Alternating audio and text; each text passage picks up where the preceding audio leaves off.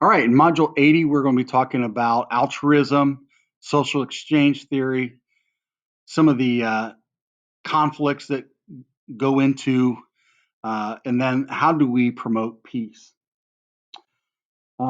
Consider what Carl Wilkins said. A Seventh day Adventist missionary was living in Rwanda in 1994 with his family when the militia from the Hutu ethnic group began to slaughter members of a minority ethnic group, the Tutsis. US government and church leaders and friends all implored Wilkins to leave. He refused. After evacuating his family and after every other American had left, he alone stayed and contested the 800,000 person genocide. Think about that for a second. When they came to kill him, Wilkins and his Tutsi servants, Wilkins' Hutu neighbors, deterred them. And they pleaded and they bullied his way through the bloodshed, saving lives time and time again. Elsewhere, the Hutu married to a Tutsi, and the acting manager of a luxury hotel was sheltering more than 1,200 terrified Tutsis. When international peacekeepers abandoned the city and the hostile militia threatened the guests in the Hotel Rwanda, the courageous man began cashing in past favors. If you really want to be disturbed by what a movie can show you, Hotel Rwanda would be one of those. So, when we are at our most and are least likely to help,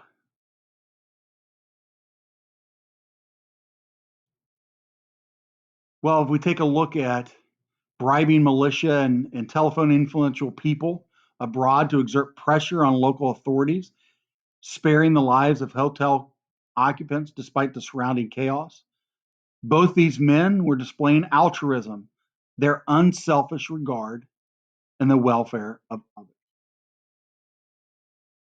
Another example of this would be Kitty Genovese.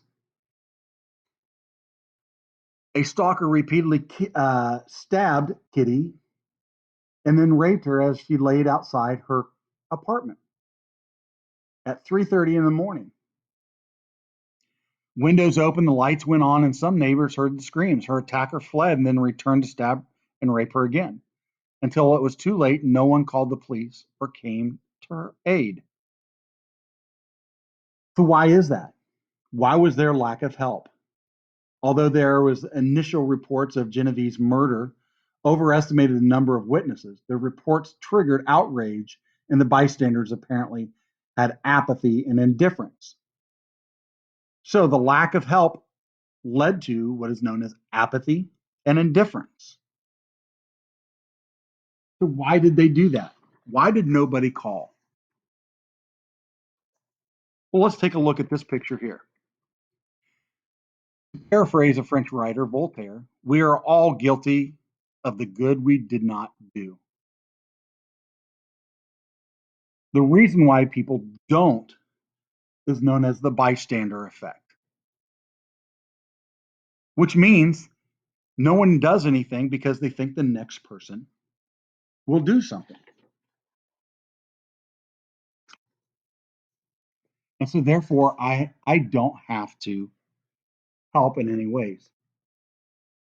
The tendency, if you will, for anyone nearby person to be less likely to give to the aid or the bystanders are present. So it reduces the brain activation in the motor cortex, signaling that we don't need to take action.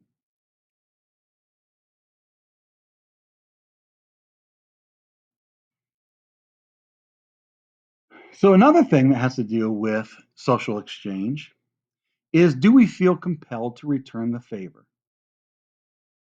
Do we feel obligated when somebody does something nice for me that I have to turn around and do it again for them? This theory of social behavior is an exchange process the aim in which we maximize benefits and minimize costs. One example of this is a reciprocity norm, the expectation that people will help, not hurt those who have helped them. And I will tell you that when you expect people to return whatever generosity that you give, you will be deeply disappointed. It's when we expect things from people that they don't fall through.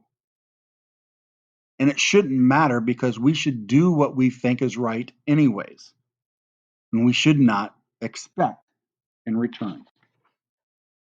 If that's the case, then why do we do it? In this case, it would be because we want to return favor.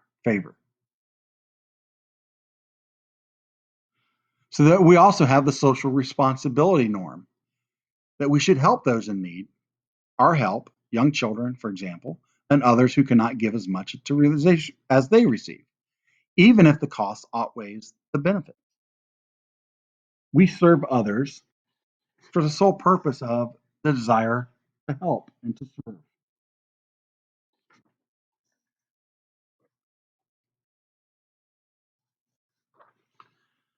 Another example is the mirror image perceptions.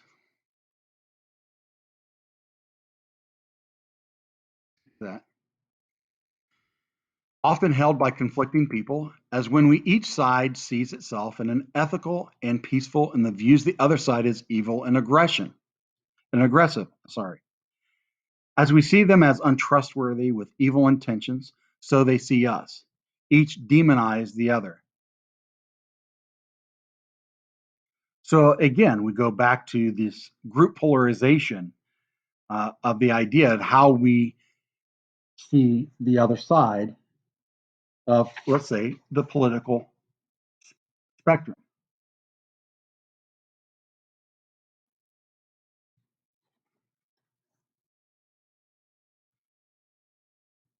So, how important is it for us to communicate peace?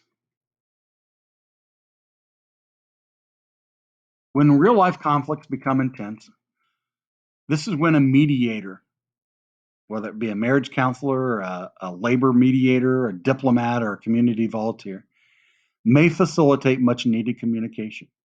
They help each party voice its viewpoints and understand the needs of the others and the goals of the others without there being any kind of ill feelings that go to those who possibly are opposition to us. All right, that finishes our unit.